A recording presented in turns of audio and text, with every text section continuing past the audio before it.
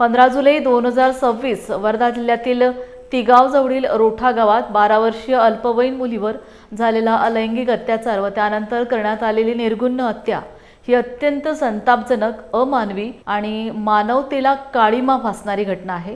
या घटनेमुळे संपूर्ण वर्धा जिल्ह्यासह राज्यभर संतापाची लाट निर्माण झाली असून महिला व बालिकांच्या सुरक्षेबाबत गंभीर प्रश्न निर्माण झाले आहेत।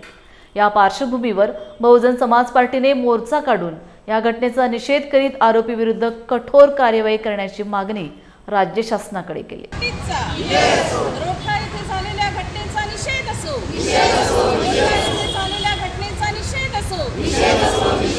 बलात्काराला फाशीची शिक्षा झालीच पाहिजे। बलात्काराला फाशी। बहुजन समाज पार्टी महाराष्ट्र प्रदेशच्या वतीनं व वर्धा जिल्ह्याच्या वतीनं आज इथे आम्ही कलेक्टर ऑफिसला इथे आलेलो आहोत।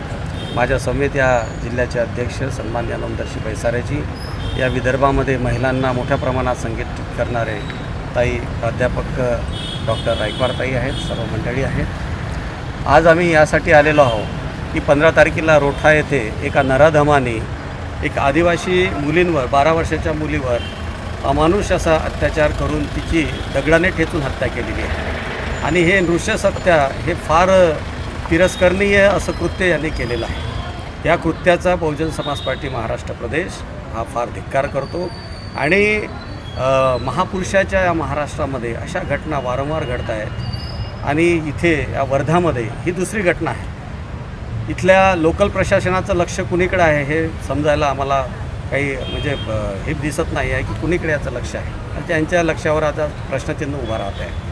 मला असं कळलं की इथे मोठ्या प्रमाणामध्ये डीएम, गांजा, चरस, दारू यांचे पूर इथं वाहतात आणि या संदर्भात इथलं लोकल प्रशासन अजूनही जागरूक नाही आहे, झोपल्याचं सोंग करत आहे आणि म्हणून आज आम्ही इथे कलेक्टर मॅडमकडे आलेलो आहोत। सध्या SP साहेबांना वेळ नाही आहे कारण की ते या चौकशीमध्ये आहेत। आमची अशी डिमांड आहे की मोठ्या प्रमाणात या गोष्टीची चौकशी करून जे लोक यामध्ये लिप्त आहे त्यांना त्वरित फाशीची सजा व्हावी, फास्ट ट्रॅक कोर्टमध्ये याची सुनावणी व्हावी।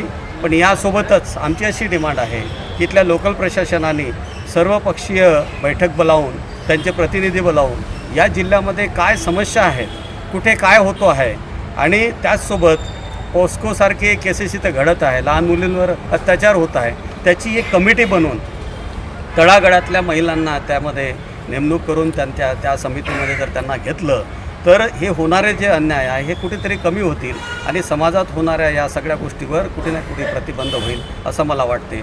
या माध्यमातून कलेक्टर मॅडमशी आम्ही असं बोललो आणि आमच्या डिमांड जर झाल्या नाहीत तर त्वरित आम्हाला आंदोलनाची भूमिका घ्यावी लागेल असं आम्ही त्यांच्याशी चर्चा केली। काही दिवसातच SP साहेब आणि कलेक्टर मॅडमशी आम्ही पक्षाच्या संदर्भात एक बैठक घेण्याचं ठरवलेलं आहे। तर या 15 ते 20 दिवसामध्ये या गोष्टीवर काय होतं, कुठपर्यंत चौकशी चालते आणि कोणत्या प्रकारचं प्रशासन भूमिका घेते त्याच्यावर आमचं लक्ष राहणार आहे। त्यासाठीच आम्ही इथे आलो। धन्यवाद। जय